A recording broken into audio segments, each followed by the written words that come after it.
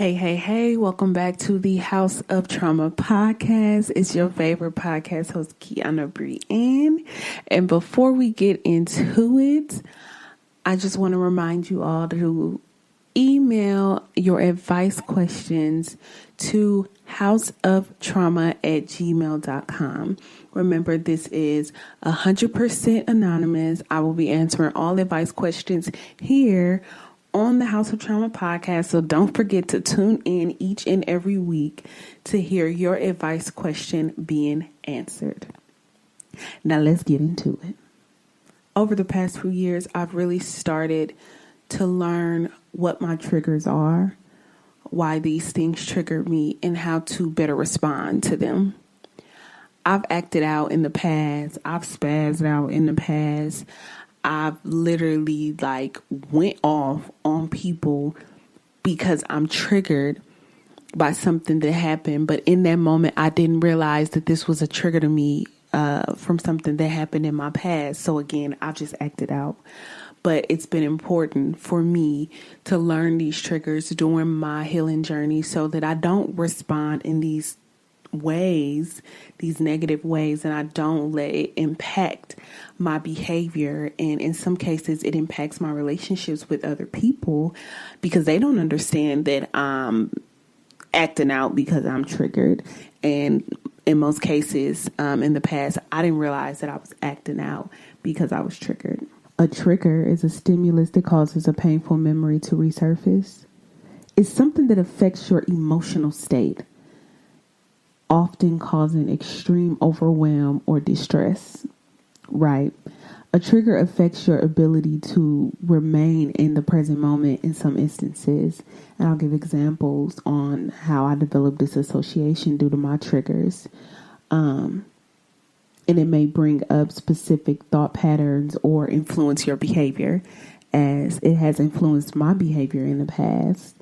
A trigger can be a reminder of a traumatic event. It can be a sound, something you see, something you smell, something you feel.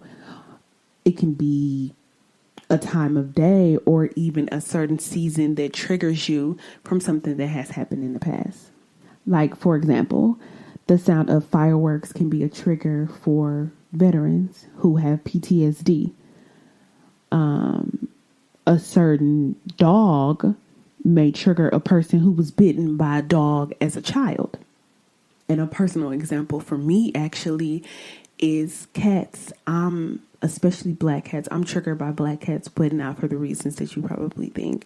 When I was maybe 10 or 11, I would say about 11, I was attacked by a black cat. That was actually my neighbor's cat that I got along with very well. And prior to this incident, I didn't have any issues with cats. And I didn't have any issues with black cats specifically. But one day this cat fucking spazzed on me. It scratched my chest. It scratched my face. And now anytime I see a black cat, I instantly go back to that moment where I was attacked in my friend's bathroom by their cat. And emotionally, it's overwhelming for me. And people don't understand. They're like, oh, I love cats. Cats are so cute. Well, I'm triggered. I was attacked by a cat as a child, and that's not something that I've been able to overcome yet. So anytime I see a cat, specifically a black cat, it takes me back to that moment in time where I was attacked.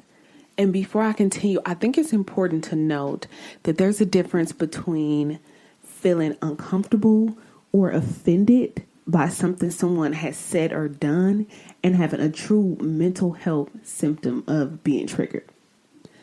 In general, when a person is triggered, they're being provoked by a stimulus that awakens or worsens the symptoms of a traumatic event or mental health condition. So we have to assess, did somebody say something that just pissed me off in the moment, or did somebody say something that brought up a traumatic event that happened in my life, and now I'm feeling those emotions again. And I've had people say off the wall shit that I'm not triggered. I'm just annoyed. I'm upset. I'm irritated that you really gonna fucking go there. And then I've had people say things that takes me back to maybe a moment in my childhood, and I'm unsure on how to respond because I have intense emotional feelings about what's going on right now. Are you aware of your triggers? Are you aware of things that are said, things that you feel, things that you hear, things that you see that can potentially trigger an emotional response, something that happened to you in your past? Just take a moment and try to think of a list of triggers that you know are triggers for you. What comes to mind?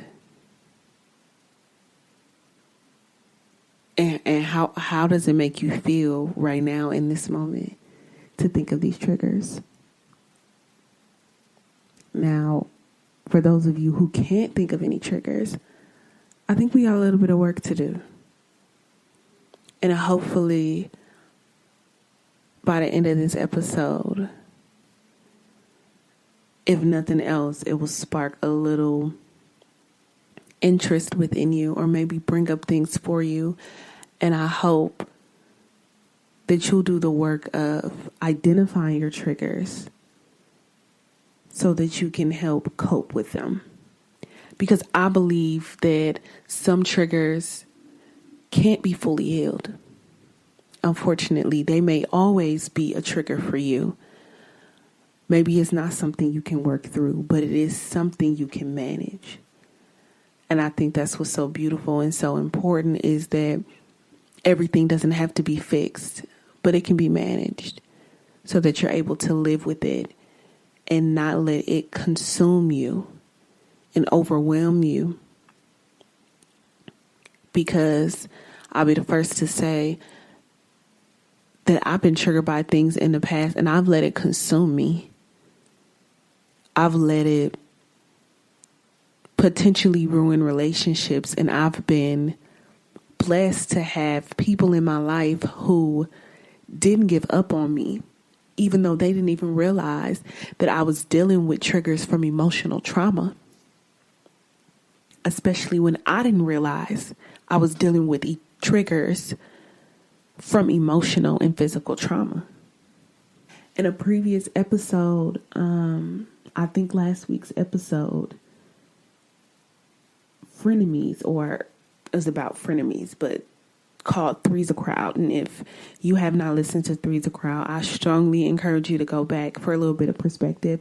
But I spoke on a few triggers in that episode. One being when people lie on me.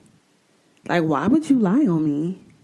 That is so triggering to me, because I've had people lie on me in the past, and it's once a lie is out there about you, it's so hard in most cases to change the narrative, to convince the person who believed the lie in the first place that this isn't true.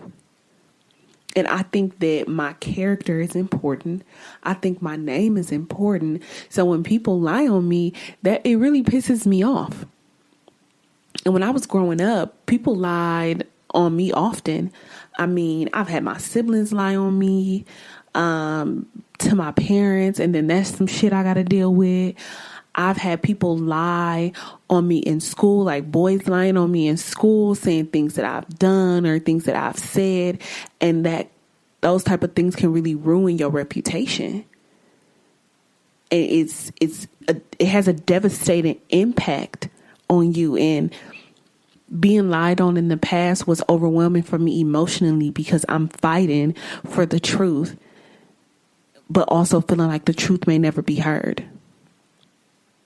Where I am now in life, I know that the truth always comes out. What's done in the dark always comes to the light. But even knowing that, when you're in the thick of it, when you're in that moment where the truth has not yet been revealed, that's a lot. That's a heavy load to carry. And just to have to lean on the faith that the truth will prevail eventually. But every day, every minute, every hour that you have to be a victim of this lie, it's awful. If you've ever been a victim of a lie, then you get exactly what it is that I'm saying. And for me, I'm not a liar. I don't have to lie. What do I have to lie about? Have I told a lie in life? Yeah, we've all told little white lies. But when it comes to who I am as a person, I always say ain't no shame in my game. And I don't have to lie, because me lying would, to me, lying, like I'm afraid for the truth to be out, right? Like I'm scared of you, or I'm scared of somebody or something, and I'm never scared. So I'm not gonna lie. Nobody pays my bills, so I'm not gonna lie. And it's just, yeah, y'all get the point. Don't motherfucking lie on me, because that is a trigger I have not yet been able to cope with.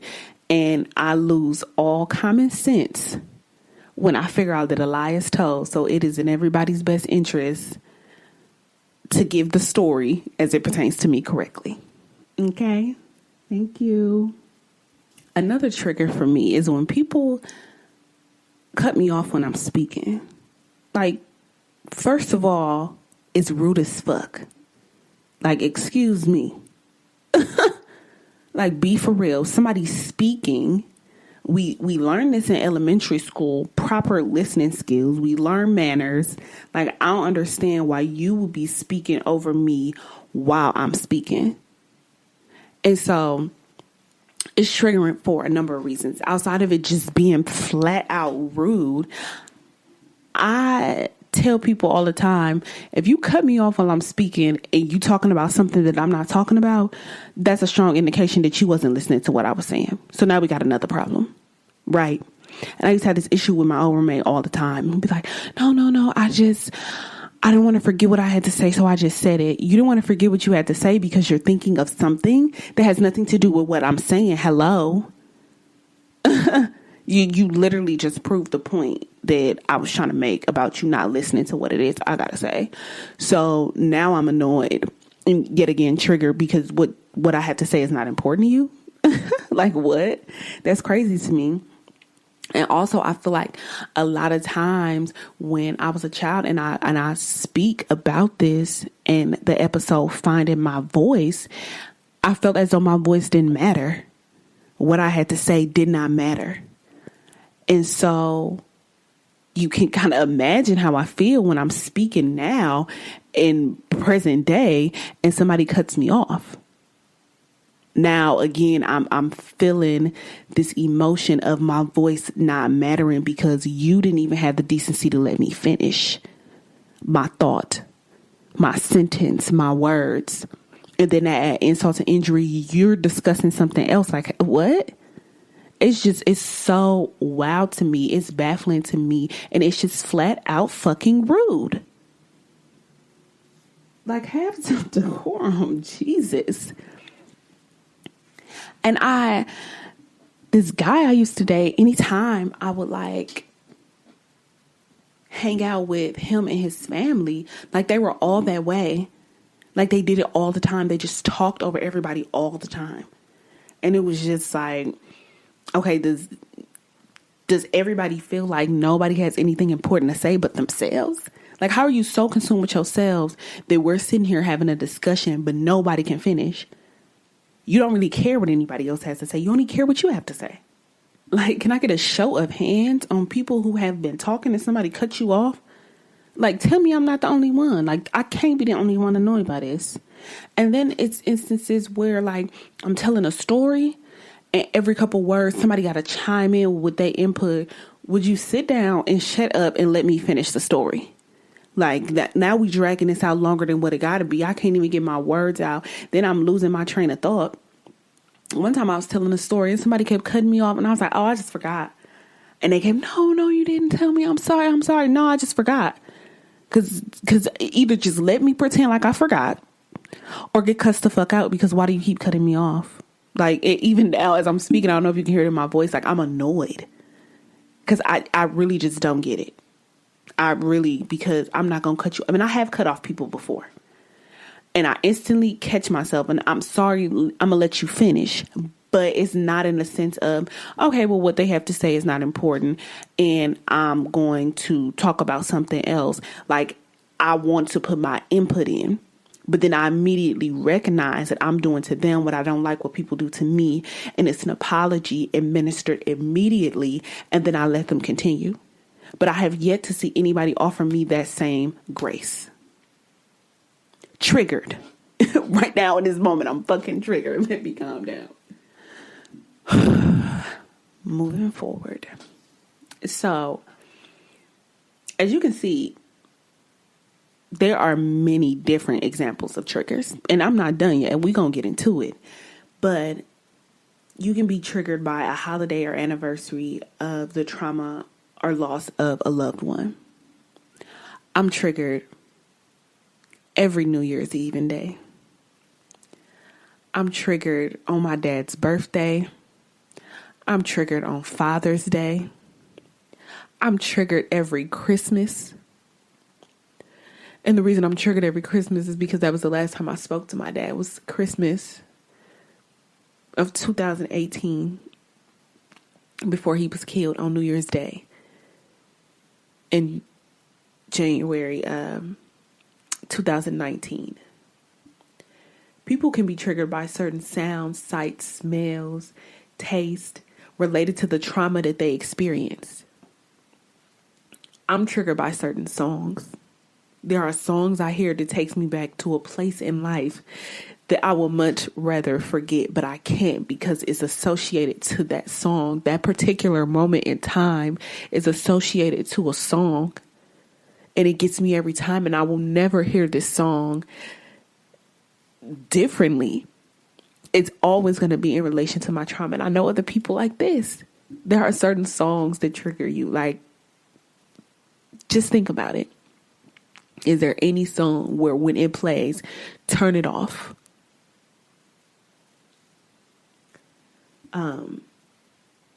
People can be triggered by loud voices or yelling or even people arguing. I know kids who are triggered by loud voices because of things that happened in their childhood. So I'm not going to raise my voice around them because I know it's a trigger. Being ridiculed or judged can be a trigger. Being alone. You know, some people can't be alone. I know people like that. They cannot be alone. Me, I'm a loner. Leave me the fuck alone. Get out my face. I'll spend days on end alone, not speaking to nobody, not a text message, not a phone call. I won't even leave my house. And I'm okay with that. But I can think back to the pandemic. Some people couldn't take it. I can't be in this house day in and day out alone. It's a lot. It's overwhelming. And for whatever their reasons are, it's a trigger for them. And it could be a trigger for you. Getting rejected or ignored. I honestly feel like, so when I see, and I know a lot of women are like this, when we meet men in public, we may give them our phone number, our information, Instagram, whatever, to just get them out your face because men have been known in the past to attack women after they've been rejected and not gotten their phone number and not gotten any type of attention. Women have died due to this. And I genuinely believe it's a trigger for them. Rejection is a trigger for them. What happened in their life to make this traumatic for them? I don't know. I can't tell you. I can't even think of an example. But it's a trigger for them. And so they act out, they spaz out, and it is sometimes deadly to the woman who ignored them. The breakup of a relationship can be a trigger for you. Violence on the news can be a trigger for you. I know a lot of us have been desensitized to a lot of violence out here in the world, but to some people, violence can be triggering. I think any violence towards children is triggering for me. That's something that really gets me upset and overwhelmed. Sexual harassment or unwanted touching can be a trigger for you. Physical illness or injury is another example of a trigger. But I'm going to back it up a little bit, because unwanted touching as being a trigger, that's actually one of my triggers. That's on my list of triggers. When I sat down and had to write down things that I know to be triggers for me, is unwanted touching. I can't stand for somebody to put their motherfucking hands on me, even if it's in a loving way. I had a passenger on a plane a couple weeks ago.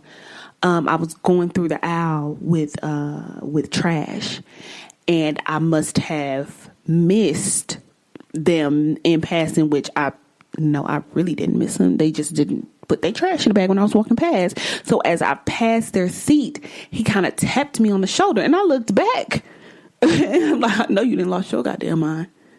And he was like, oh, I'm sorry. I just wanted to give you this trash. And I'm just like, oh, okay, my ears work fine. But in that instant, I was triggered. Don't touch me. I don't like to be touched. Especially if I don't know you and I don't know this for certain to be in a loving manner, like, don't touch me. I've even had people before, like in a social setting, and I had somebody that was having a conversation with me, and they was like joking and telling jokes, and they kept tapping my leg, tapping my leg, tapping my leg. I'm like, can you stop? Like, I don't, for personal reasons, don't touch me. I don't like to be touched. I didn't invite you into my space to motherfucking touch me. And I feel like when you touch me, you get in my physical space, you must want to fight. And again, it's not, people don't always just touch you in a way that's not like in a loving manner or in a nice manner. And people don't always make physical contact with me in a way that means me harm. But my immediate first reaction is that this is meant to harm me, and I have to assess the situation before I put my motherfucking hands back on you. Okay. I'm triggered by that. And I just think, as a respect thing, don't be putting your motherfucking hands on strangers. Like, why would you do that? Like, I cannot tell y'all, I cannot express to y'all how many times I have to let a passenger know, do not fucking touch me. And at this point, I'm going to let them know, don't ever put your hands on the flight attendant. What is wrong with you? Who raised you? Like, that's how I be feeling. And I'll always be having to catch myself and just breathe and just assess the situation, because only one time did I think that person was actually fucking out of line, and I almost had to lay this little old white man. I don't know. He was doing too much, and it was more like a nudge with his elbow than it was like a tap. Because in most cases, they just be like trying to tap me.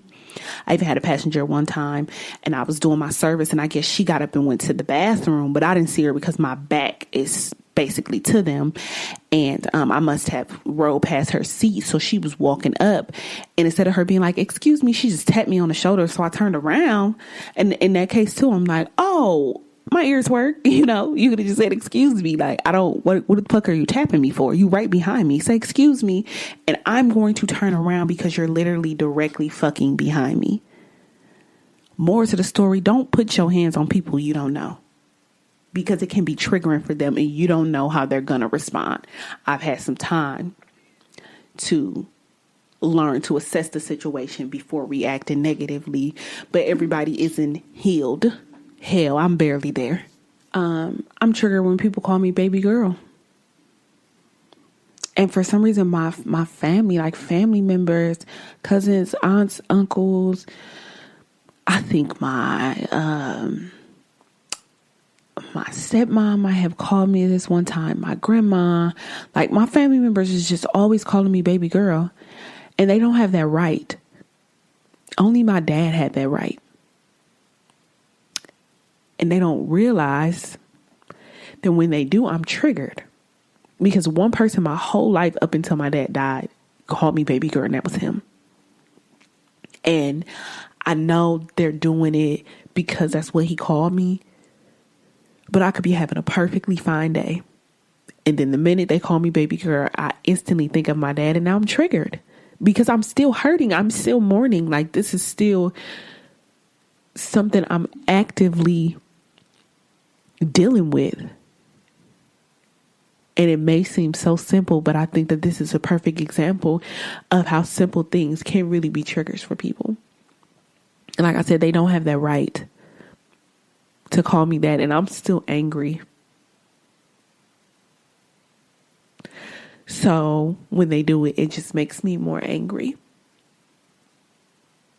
because he's not here. And I'll never hear him call me that again. And I don't want anybody else to. I'm triggered when water gets too close to my neck. So I'm 5'3.5". Don't forget the half is important. Map tells you to round up. I'm closer to 5'4" than I am to 5'3". Anyways, most swimming pools you get into, especially community pools, they're not going to really be more than like 4 feet and some inches, maybe 4'6". But I've been in pools that are 5 feet. So let me reiterate, I'm 5'3.5". I don't even know that my head is 3.5 inches long, right? I don't know. I'm not going to do that math. But I stand on my tippy toes in the pool anyway. And when I get to a pool where it's close to my neck and people are like, your head's out of the water, like you're fine. Like, no, I'm hyperventilating.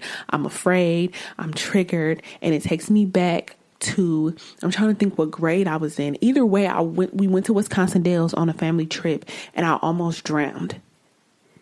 And I think the water was 5 feet.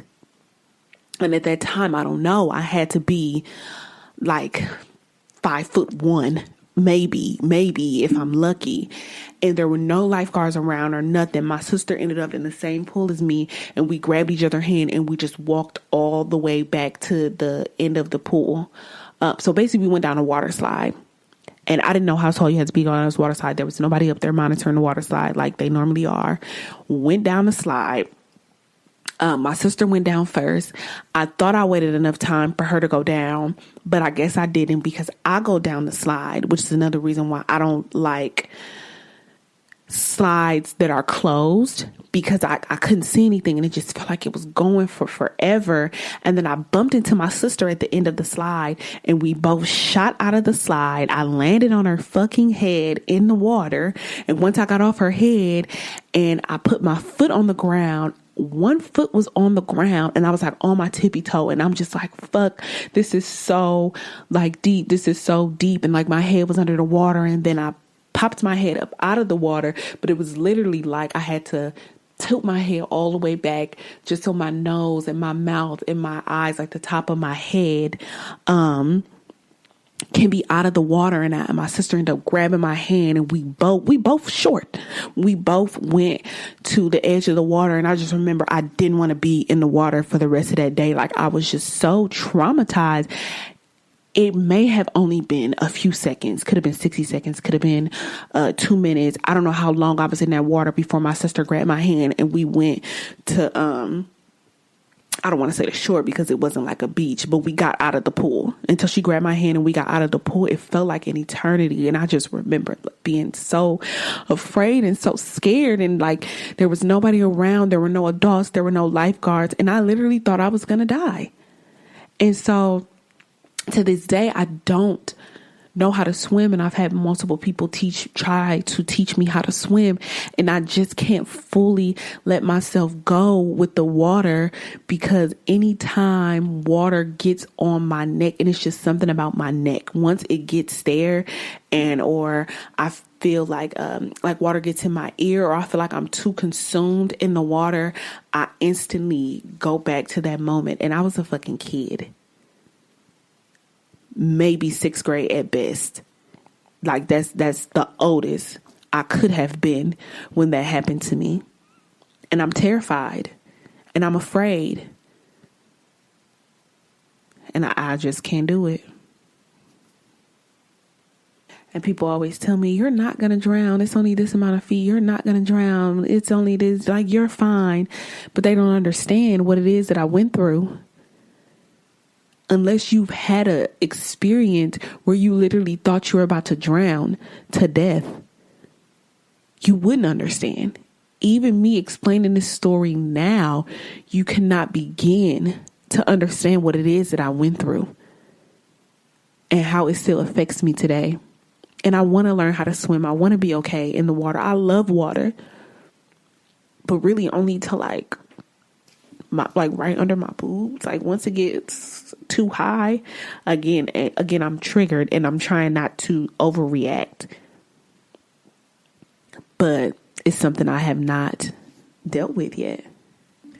So I'm just sharing a few things that are on my trigger list that I know to be triggers for me and that I know I need to work on so that they don't affect me as deeply as they do. And I think it's important for us to be able to identify our triggers. And I encourage you to make a list. Hell, do it right now. Pause this episode. Make a list of things you know to be triggers for you. Maybe there's something I said that brought up an emotion deep within you, that brought up a memory deep within you. Consider that might be a trigger for you. And it doesn't have to be examples of things that literally happened to me in my life, like things to be triggers for me in my life, but maybe it sparked something within you that made you think of something that's actually a trigger for you in your life. And if you can't think of anything, or if you're unsure, here are some ways that can help you identify if something is an emotional trigger. One, notice how you feel. Is something bothering you? Like truly bothering you within, whether you're trying to hide it or not. And remember, there's a difference between somebody who just pissed you off and somebody who really stirred up an emotion inside of you that you didn't even know was there. Number 2, listen to yourself. Listen to your body, the sensations in your body. How are you feeling? I know me, when I'm triggered, I get hot. Like everything in my body gets hot. Like I just feel so warm and so annoyed. Like, is your heart rate now elevated? Are you sweating? Do you have difficulty breathing? Do you feel scared or anxious? Number 3, recognize your reaction. Do you feel like you have no control over your emotions in this moment? In that moment? Do you have delayed outburst of anger or sadness? Maybe it triggered you an hour ago and you're just now blowing up and exploding because you weren't really sure how to process it then in that moment. So again, recognize your reaction. Have you reacted negatively to something and people consider your response to be an overreaction? Those moments, those instances, I pay attention to those because you may have a trigger that you don't recognize. External triggers can be things like sounds, smells, things you see, things you feel. Pay attention to your senses as it pertains to external triggers. Internal triggers are strong feelings that arise based on past experiences. Trauma triggers, somewhat the same, feelings that arise based on past trauma. But because God is good, there's always good news, right? The good news is we can control our triggers. I'm learning to control my triggers each and every day. And it takes a conscious effort, a continuous effort to fight off those triggers. Like I said, some triggers can't be removed permanently, no matter how much work you do. But if we work continuously to understand them and deal with them, they won't have a negative impact on us or our relationships. Just like we recognize our reaction to identify triggers, memorize your reaction. Every emotion has an accompanying physical sensation. So memorize that. Once you recognize those feelings inside your body that you get when you're triggered, memorize them so that when it happens again, it's easy to identify and take control. Don't let it control you. Take a break. It's never a good idea to respond immediately when you're feeling triggered. I've had instances where I tell people, I just can't right now. I'm just not. I refuse to engage, or I'm not doing it. I'm not in the mood. And you have that right because you should be the most important person to you. So take as much time as you need when you're feeling triggered. Doesn't matter where you are. If you're at work, if you're at home, you take that time, you step away for as long as you need. Take a deep breath. Inhale. 1, 2, 3, 4. Exhale. Out, 2, 3, 4. I do those a few times and I'm good to go. I don't know about you. But understand your feelings, right? Once we're able to identify our triggers, we must understand how they became a trigger. And I think that's super important to understand how it became a trigger and to understand the emotions that you have surrounding that trigger. And know that you're not overreacting. You're not doing too much. You are completely justified in how you feel. Whether it was internal, external, or trauma related, you are completely justified in feeling the way. Work with a professional. Get therapy, do coaching, counseling. There's group therapy and counseling sessions, but I encourage you to work with a professional, especially if it's a trigger that is affecting or impacting your day-to-day life. If it's a trigger that's deeply rooted from something traumatic that can, expand and grow into something else, see a professional. If it's a trigger that you're having trouble controlling even after you've identified it and practiced these steps, see a professional and don't ever feel bad for it. The only thing you should ever feel bad for is recognizing something's wrong and not doing anything about it. So I encourage you to do something about it. Lastly, take care of yourself. One thing I realized on my healing journey was there were so many moments in the past where I didn't take care of myself. Whether I was triggered or any other incident that had a negative impact on my emotional, mental, or physical health, I didn't always take care of myself. So you take care of you. Because what? You're the most important person to you. And don't you ever forget it. Listen, your triggers are not something you should be running away from. Triggers are not something you should be ashamed of. And they're not something that you have to continuously live with in anguish. I thought for so long I had to live with my triggers and live with my trauma and live with the emotional burden of everything I had gone through. Hence me developing dissociation. And then it wasn't until I was 25 years old that I even knew that was a thing, which is basically a disconnect and lack of continuality between thoughts, memories, actions, surroundings, and identity. I may be the queen of detachment, but it comes with a price. I spent so long pretending, I guess, that these problems didn't exist, that I became so disconnected from everything around me, my thoughts, my memories, my emotions. And now I'm spending time undoing that. And I don't want that for you no more than I wanted that for me.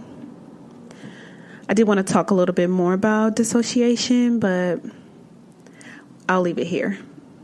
The healing begins when I give myself permission to feel whatever feelings live below the triggers. My name is Kiana Bree, and this is the House of Trauma podcast. I'll see you next week.